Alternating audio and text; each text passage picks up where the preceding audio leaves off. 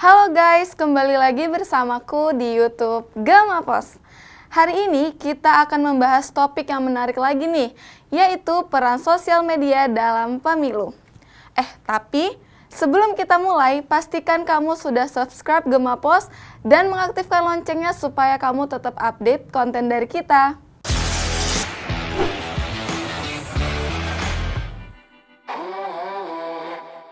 Siapa nih di antara teman-teman yang suka mantengin medsos setiap harinya? Aku yakin nih, pasti semua yang lagi nonton sekarang suka scroll-scroll medsos kan setiap harinya. Kita semua tahu ya guys, betapa pentingnya media sosial ini dalam kehidupan kita. Mengonsumsi informasi digital di media sosial sudah menjadi makanan sehari-hari bagi masyarakat Indonesia. Berdasarkan laporan dari Asosiasi Penyelenggara Jasa Internet Indonesia yang berjudul Survei Penetrasi dan Perilaku Internet 2023 menunjukkan bahwa sebesar 78,19% populasi Indonesia mengakses konten digital dari internet setiap harinya, termasuk konten dari kanal medsos. Mulai dari Instagram, TikTok, YouTube, Twitter hingga Facebook, semua platform ini memberikan ruang kepada kita untuk mendapatkan informasi sebanyak mungkin. Nah, bicara tentang pemilu nih guys, ternyata media sosial punya peran yang besar dalam mempengaruhi pandangan politik pemuda loh. Kenapa? Dalam era digital seperti sekarang, media sosial menjadi salah satu sumber informasi utama bagi pemuda dalam membentuk opini politik. Survei Lembaga Ilmu Pengetahuan Indonesia atau LIPI menunjukkan bahwa sebanyak 60,6% generasi Z mengakses berita terkait politik melalui media sosial.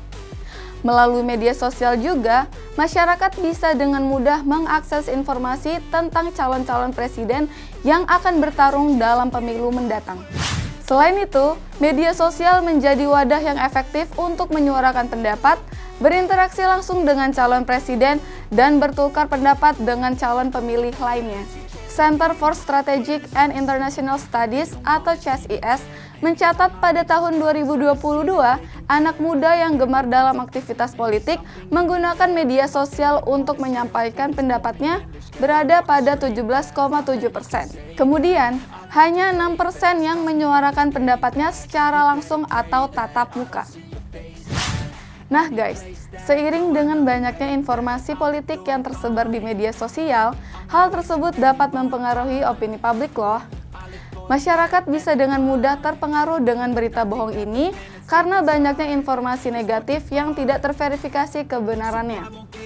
Hasil survei menurut Kata Data Insight Center atau KIC dan Kementerian Komunikasi dan Informatika atau Kominfo menunjukkan bahwa masih banyak masyarakat yang menyebarkan informasi bohong atau hoax. Setidaknya 30% sampai hampir 60% orang Indonesia terpapar hoax saat mengakses dan berkomunikasi melalui dunia maya. Sementara hanya 21% sampai 36% saja yang mampu mengenali hoax. Kebanyakan hoax yang ditemukan adalah terkait dengan isu politik, kesehatan, dan agama. Jadi guys, kita harus selalu berhati-hati dengan berita palsu yang beredar di media sosial. Berita palsu atau hoax ini menjadi masalah yang serius loh dalam pemilu. Para calon akan merasa dirugikan oleh berita hoax yang beredar yang dapat merusakkan citra dan reputasinya. Jadilah netizen yang cerdas ya guys. Jangan mudah percaya dan termakan berita hoax.